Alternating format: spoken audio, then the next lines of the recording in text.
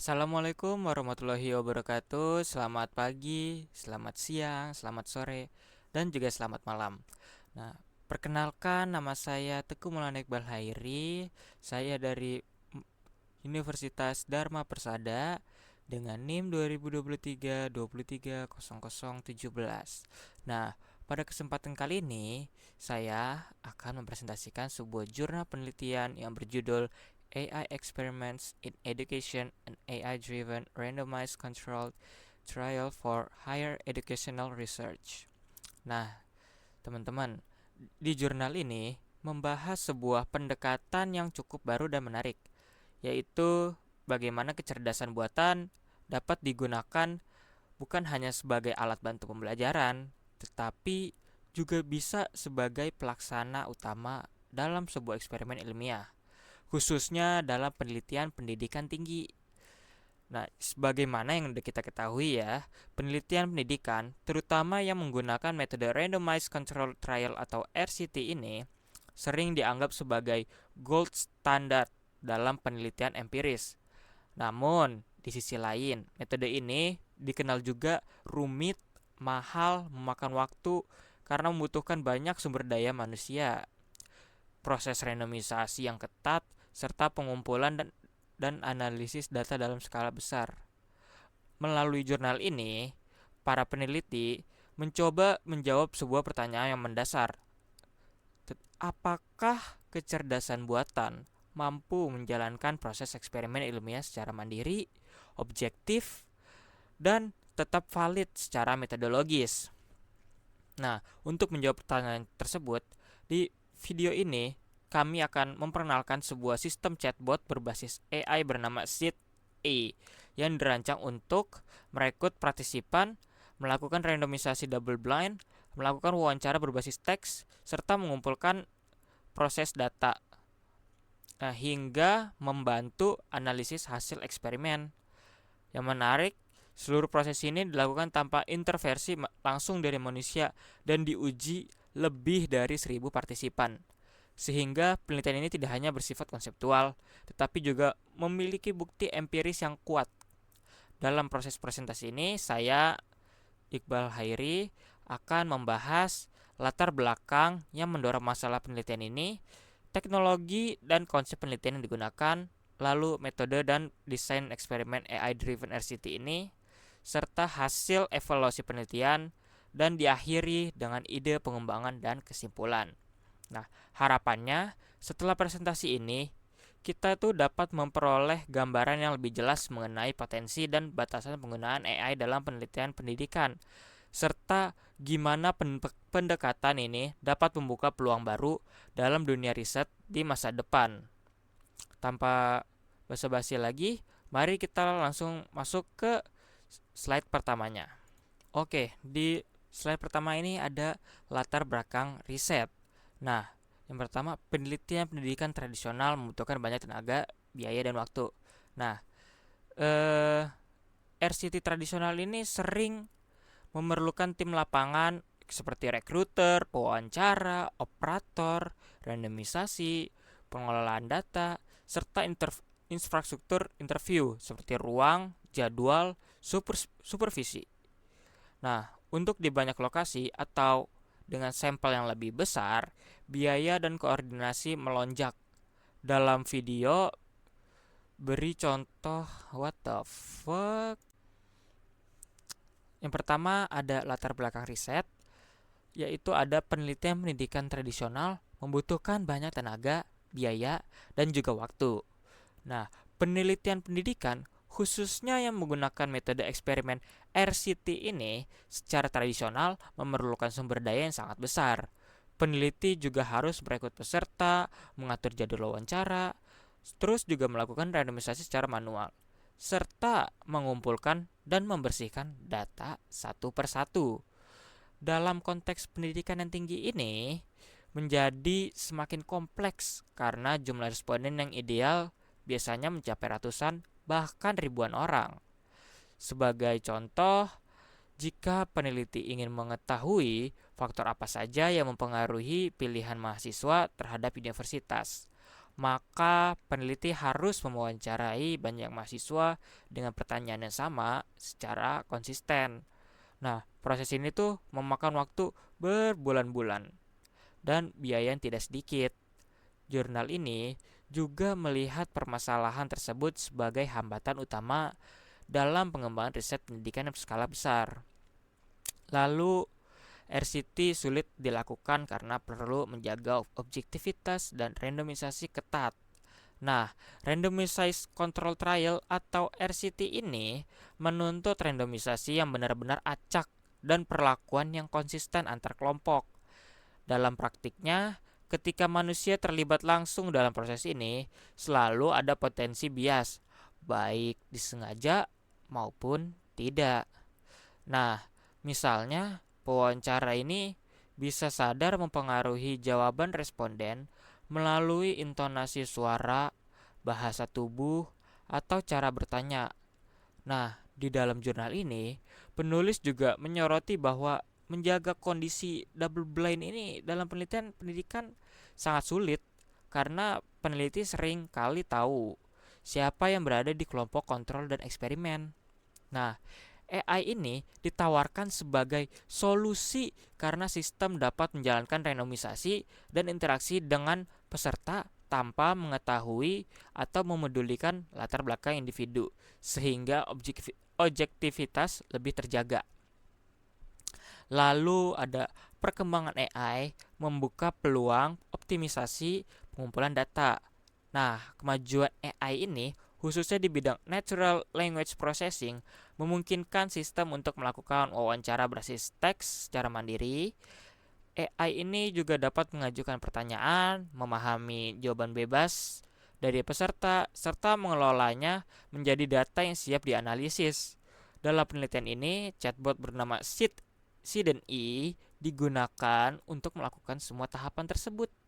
Contohnya, ketika peserta menjawab alasan memilih universitas dengan kalimat bebas seperti karena reputasinya bagus dan peluang kerja besar. Nah, AI ini bisa mengidentifikasikan kata kunci reputasi dan kesempatan kerjanya itu, lalu mengklasifikasikannya ke dalam variabel penelitian. Nah, proses ini sebelumnya dilakukan secara manual oleh para peneliti, tetapi kini bisa diotomatisasi.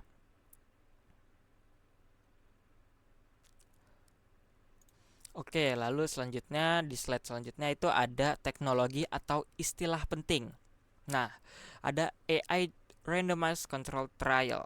Nah, AI Driven RCT ini berarti seluruh alur eksperimen mulai dari alokasi, peserta ke kelompok, penyampaian pertanyaan, pengumpulan jawaban, hingga analisis awal dijalankan oleh sistem AI.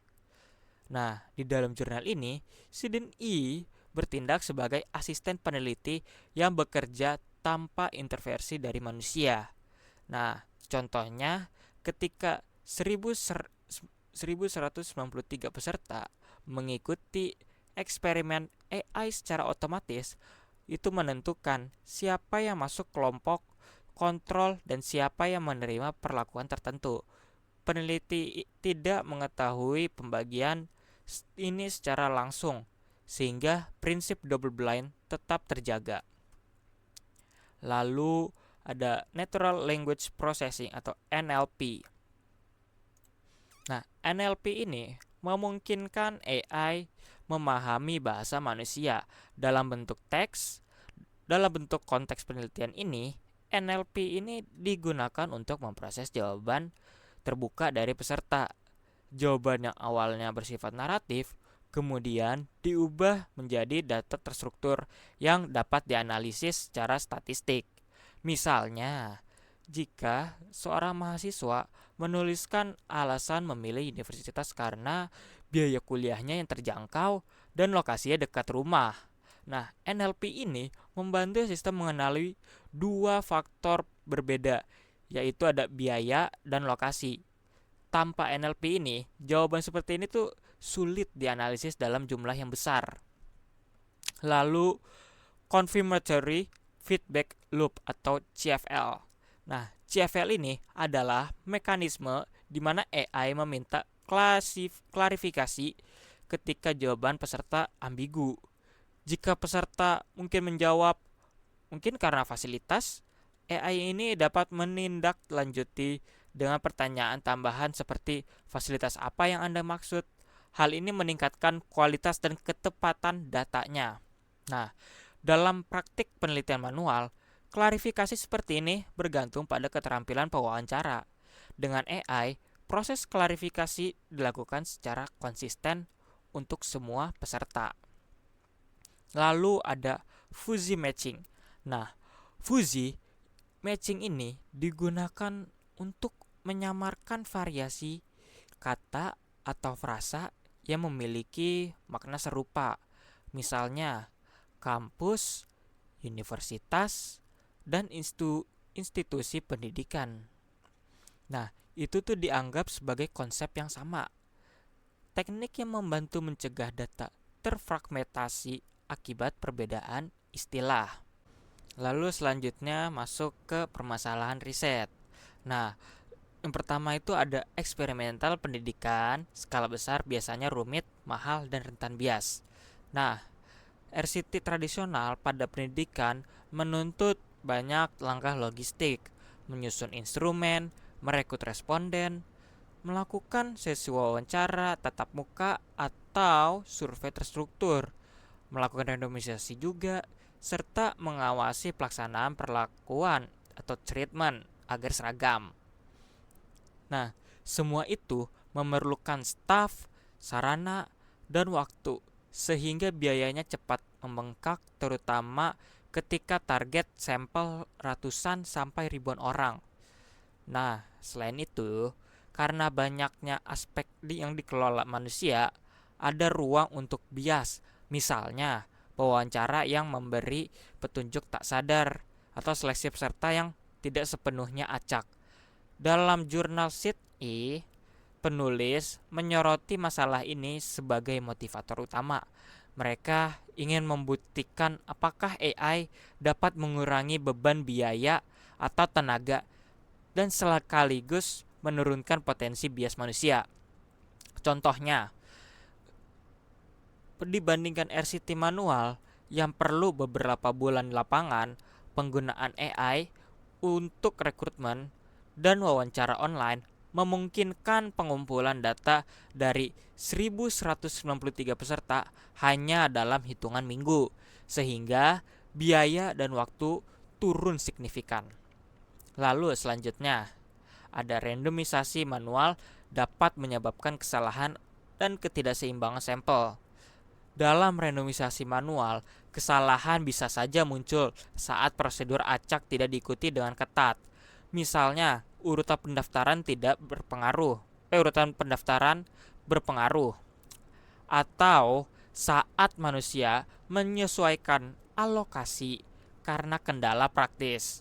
Ini menyebabkan kelompok bereksperimen dan kontrol tidak setara, sehingga mengurangi validitas internal penelitian. Nah, AI ini dapat menerapkan algoritma randomisasi yang reproducible dan tercatat log, sehingga setiap alokasi dapat ditelusuri dan audit dilakukan. Di studi SID-A, randomisasi dibuat otomatis oleh chatbot, sehingga penyusun kelompok menjadi benar-benar acak dan double blind. Nah, peneliti dan peserta tidak mengetahui alokasi, mengurangi bias eksperimenter. Contoh nyatanya ada ketika AI membagi 1.193 peserta. Distribusi karakteristik demografis dari usia, jurusan, dapat diverifikasi seimbang secara statistik, sesuatu yang sulit dijamin jika alokasi dibuat manual. Lalu ada wawancara dan pengumpulan datanya dapat memakan waktu dan banyak tenaga. Nah, saat jawaban bersifat terbuka atau open-ended, pengkodean dan analisis manual membutuhkan tenaga rater, proses pelatihan mereka, dan waktu untuk mencapai reliabilitas antar writer. Ini juga rentan inkonsistensi dengan NLP dan pipeline otomatis. Jawaban teks dapat diurai, dikategorikan, dan dikonversi menjadi variabel yang dapat dianalisis secara cepat. Nah, di dalam jurnal SIT-in-A melakukan wawancara teks otomatis yang menyajikan pertanyaan dan menerima jawaban langsung. Kemudian mengaplikasikan teknik pemrosesan seperti ekstraksi keyword dan fuzzy matching untuk mengubah teks menjadi data terstruktur, menghemat ratusan jam kerja manual. Lalu ada beberapa jawaban peserta pasti sulit dipahami jika hanya dilakukan secara manual. Nah, jawaban yang jamak atau ambigu atau bertele-tele sering terjadi. Misalnya, jawaban yang seperti iya, mungkin karena banyak alasan, memberikan sedikit informasi terstruktur.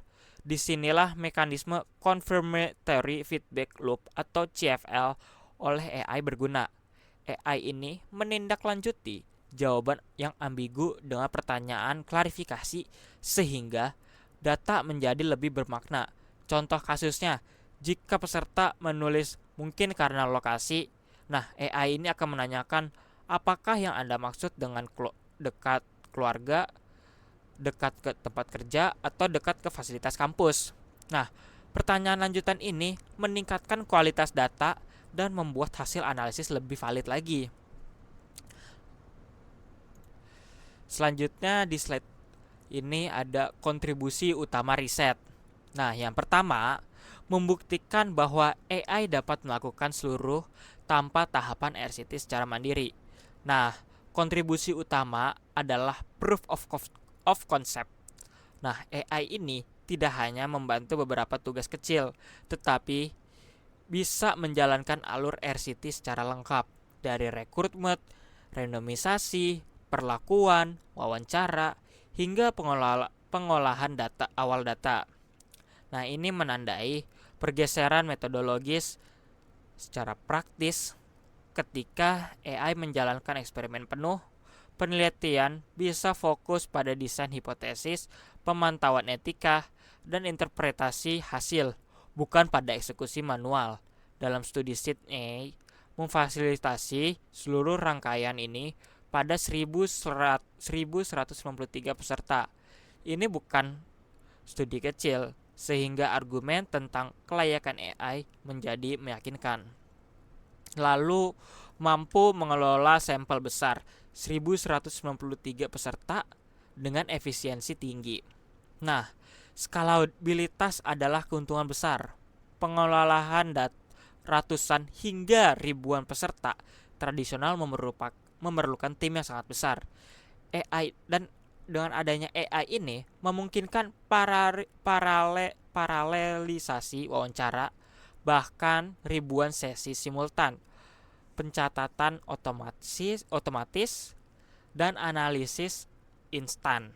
Nah, contohnya itu AI memproses data 1.193 responden dan melakukan uji statistik terhadap 8 hipotesis, sebuah pencapaian yang menunjukkan efisiensi waktu dan sumber daya. Lalu di poin selanjutnya ada menghasilkan analisis hipotesis yang konsisten tanpa bias manusia. Nah, analisis awal dan uji hipotesis dijalankan oleh pipeline statistik yang terotomatisasi sehingga kesalahan manusia dalam pengkodean atau interpretasi awal berkurang. Namun, penting dicatat, AI memproses berdasarkan algoritma yang kita definisikan. Jika desain bereksperimen atau skrip pengolahan salah, kesalahan sistematik tetap terjadi. Di jurnal dari 8 hipotesis yang diuji, ada 5 yang menunjukkan signifikansi dan hasil itu konsisten terhadap sistem analisis diotomatisasi. Lalu di sini ada menunjuk AI sebagai alat yang valid untuk studi sosial. Bukan berarti AI bisa menyelesaikan seluruh masalah metodologis, tetapi studi ini memberikan bukti empiris bahwa AI dapat melakukan tugas kompleks penelitian sosial secara andal. Ini membuka kemungkinan replikasi studi dalam berbagai domain sosial. Penting untuk menegaskan aspek etika, validitas, teknis harus diimbangi dengan pengawasan human in the loop untuk masalah keadilan, privasi, dan persetujuan atau consent. Lalu di poin yang terakhir itu memberikan pendekatan baru untuk penelitian pendidikan berbasis teknologi tinggi. Nah, dengan model ini pendidikan mendapatkan alat baru untuk melakukan studi yang lebih cepat, murah, dan berdaya jangkau luas. Misal, tracking efek intervensi pengajaran pada ribuan mahasiswa di berbagai kampus secara simultan. Nah, ini memungkinkan pembelajaran evidence based yang menjadi lebih responsif. Lalu selanjutnya ada metode pemecahan masalah. Nah, pada poin pertamanya itu dengan membuat chatbot AI bernama Sydney ini sebagai eksekutor eksperimen. Nah, Sydney ini dirancang untuk berinteraksi dengan peserta layaknya pewawancara manusia, tetapi dengan skrip yang ditentukan dan kemampuan NLP untuk memahami teks tak terstruktur. Chatbot ini memegang peran sentral.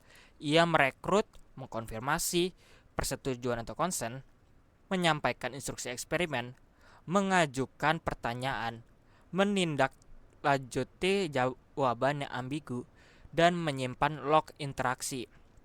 Contohnya, ketika peserta mendaftar melalui platform rekrutmen, Sydney langsung mengawali sesi wawancara. Semuanya tercatat sehingga audit trail lengkap tersedia untuk peneliti. Lalu wawancara berbasis teks.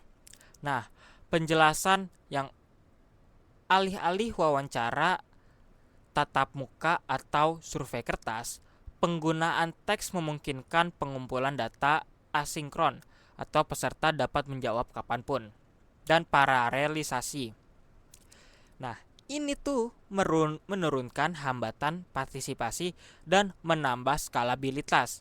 Namun, ada trade-off. Tidak semua nuansa verbal bisa tertangkap. Oleh karena itu, desain pertanyaan harus jelas.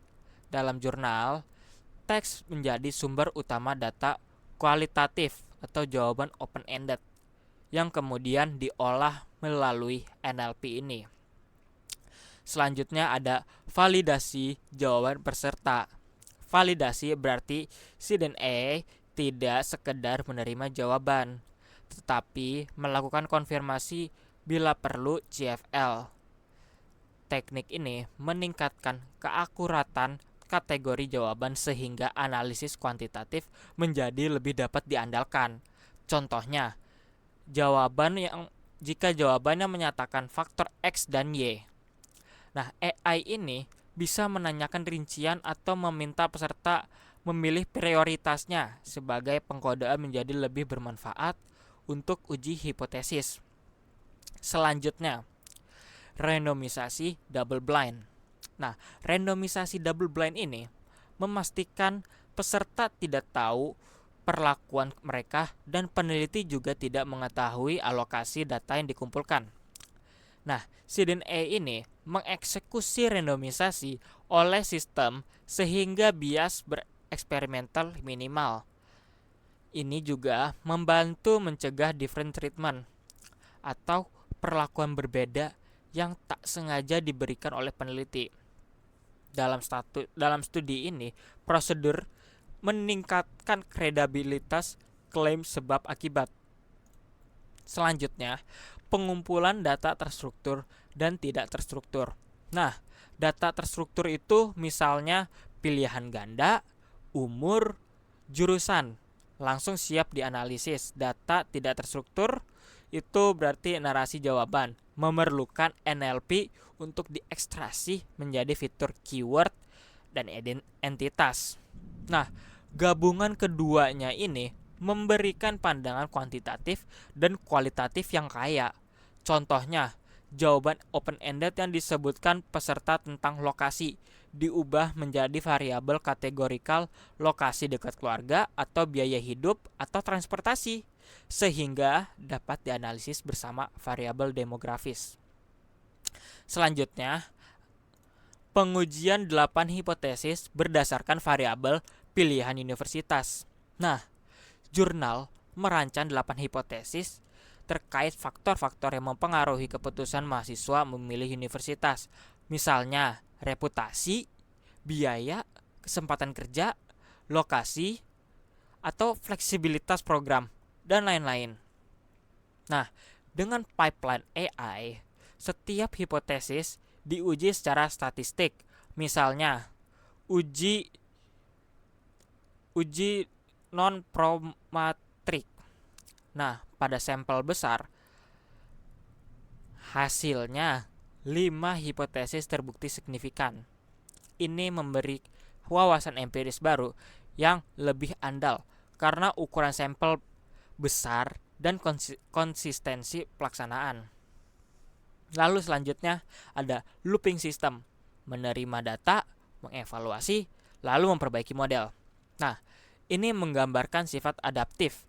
Metode setelah satu putaran eksperimen, AI dan tim peneliti dapat melihat variabel mana yang lemah, memperbaiki pertanyaan, atau menyesuaikan strategi randomisasi untuk eksperimen berikutnya.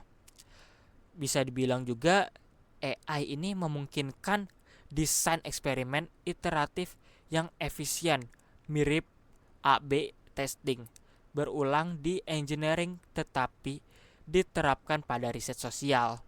Contohnya nih, jika satu hipotesis consistently non-signifikan, AI dapat mengurangi perhatian pada variabel itu dan menambahkan variabel baru yang muncul dari jawaban open-ended.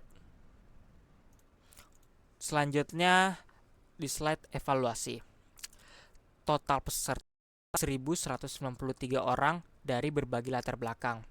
Nah, sampel dari 1.193 ini adalah ukuran yang kuat untuk studi pendidikan. Jumlah ini menambah daya statistical power, sehingga efek yang kecil pun dapat terdeteksi.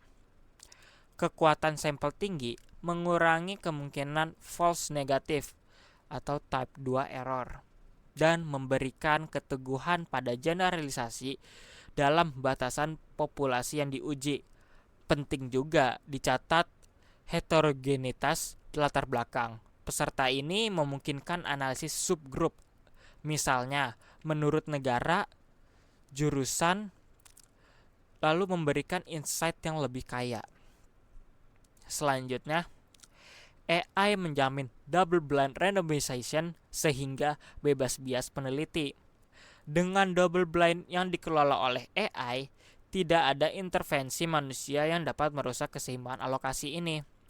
Nah, ini tuh bisa jadi sangat penting saat peneliti khawatir bahwa kebocoran informasi atau preferensi bisa mengubah hasilnya.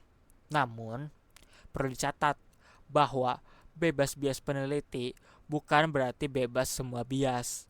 Masih ada potensi bias sampel. Contohnya, peserta yang tersedia online mungkin lebih melek teknologi. Jadi, AI mengurangi satu jenis bias, eksperimenter, tetapi tidak menghilangkan sumber bias.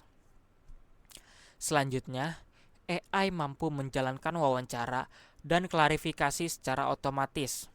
Nah, automatic follow-up atau CFL ini memungkinkan AI menutup celah ambiguitas yang biasa muncul pada jawaban bebas. Ini membuat data open-ended lebih bisa diandalkan untuk analisis kuantitatif.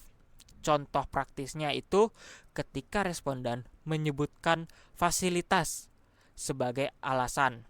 Nah, AI menanyakan aspek fasilitas mana? Laboratorium kah? Perpustakaan kah? perpustakaan kah? Atau fasilitas olahraga? Sehingga jawaban yang awalnya samar menjadi kategori yang lebih berguna. Nah, proses ini juga mengurangi kebutuhan revisi manual jawaban. Lalu, dari 8 hipotesis, 5 terbukti signifikan. Reputasi universitas, biaya kesempatan kerja, lokasi, fleksibilitas program. Nah, hasil ini berarti faktor-faktor tersebut secara statistik berpengaruh pada keputusan mahasiswa memilih universitas di sampel yang diuji. Ini mengkonfirmasi beberapa temuan literatur sebelumnya, namun juga membuang semua asumsi lama. 3 hipotesis yang gagal terbukti. Hasil tersebut penting untuk kebijakan rekrutmen universitas, misalnya menekankan reputasi akademik, dukungan karir, dan penawaran program fleksibel, dan juga menunjukkan bagaimana AI-driven RCT ini dapat memberikan bukti kebijakan yang cepat dan akurat. Selanjutnya ada ide pengembangan riset. Yang pertama, mengembangkan Sydney menjadi chatbot multimodal, suara, video, ekspresi wajah. Nah, versi multimodal ini menambahkan lapisan data, intonasi suara, ekspresi wajah, dan gestur yang dapat memberikan konteks emosional atau tingkat keyakinan peserta. Ini berguna misalnya saat menilai reaksi terhadap intervensi pendidikan yang bersifat persuasif. Namun pengumpulan data visual atau audio menimbulkan masalah etika dan privasi. Persetujuan eksplisit, penyimpanan aman, dan kemungkinan bias pengenalan wajah harus ditangani. Secara teknis, multimodality juga menambah kompleksitas pemrosesan speech to text, emotion recognition, dan risiko kesalahan interpretasi lintas budaya. Lalu, sistem AI untuk eksperimen lain, longitudinal atau quasi eksperimen. Longitudinal memungkinkan pengukuran efek jangka panjang, misalnya apakah intervensi memperbaiki retensi pembelajaran setelah 6 bulan. Nah, AI dapat menjadwalkan follow-up otomatis dan mengingat peserta untuk respons berkala. Quasi eksperimen cocok ketika randomisasi penuh tidak memungkinkan. AI bisa juga membantu matching dan kontrol covariate secara otomatis. Kelebihannya efisiensi manajemen data jangka panjang. Kendalanya yang menjaga partisipasi atau attrition dan validitas internal ketika randomisasi tak tersedia. Lalu menghubungi AI dengan platform e-learning, modul, Edmodo, Kampus Merdeka. Nah, integrasi ini memungkinkan RCT berjalan in situ. Misalnya, menguji metode pengajaran baru langsung di kelas online. AI dapat menyuntikkan perlakuan LMS, pengumpulan hasil kuis otomatis, dan menilai dampak metode pembelajaran secara real time. Hal ini membuka penggunaan efektif AI RCT untuk evaluasi instruksional tanpa perlu rekrutmen di luar platform. Tantangannya, interoperabilitas, kebijakan privasi institusi, dan izin integrasi. Lalu ada adaptive experiment design. AI menambah atau menghapus variabel hipotesis otomatis. Adaptive design memfokuskan sumber daya eksperimen pada variabel yang menjanjikan dan menghentikan pengujian variabel yang tidak menunjukkan efek. Ini meningkatkan efisiensi pengujian, mirip metode bandit dalam engineering. Contoh implementasinya itu jika setelah 2 gelombang uji variabel fasilitas olahraga tidak menunjukkan pengaruh, AI bisa mengurangi belanja eksperimental untuk faktor itu dan menyalurkan percobaan ke hipotesis lain yang muncul dari analisis jawaban terbuka. Perhatian utama, kebutuhan kontrol statistik agar false discovery rate tidak meningkat. Selanjutnya kita masuk di slide kesimpulan. Nah, AI Sydney ini mampu mengumpulkan data, memvalidasi jawaban, membagi kelompok, dan menguji hipotesis tanpa campur tangan manusia. Lalu ada efisiensi peningkatan signifikan, bias berkurang, kualitas data lebih konsisten. Terus pendekatan ini berpotensi digunakan di bidang yang lain. Sekian dari presentasi saya, kurang lebihnya mohon maaf. Wassalamualaikum warahmatullahi wabarakatuh.